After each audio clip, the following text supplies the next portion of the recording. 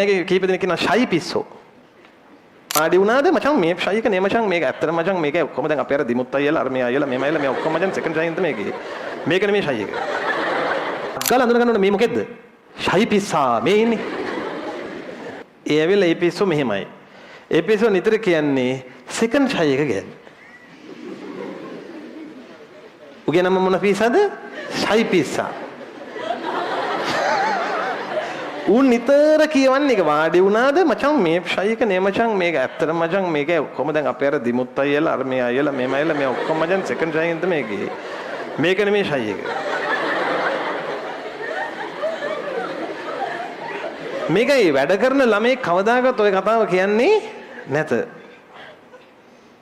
අනිත් ඔයම දෙයක් Tamanට දැනුණත් යාළුවට කියන්නේ නැහැ.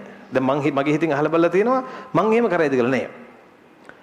මම තුන්වෙනි ෂයි එකේ ගියපු එකෙක්.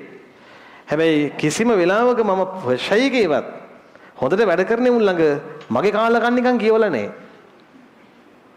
මම එහෙම කරන්නේ ටක් ගාලා අඳුන ගන්න ඕනේ මේ මොකෙද්ද?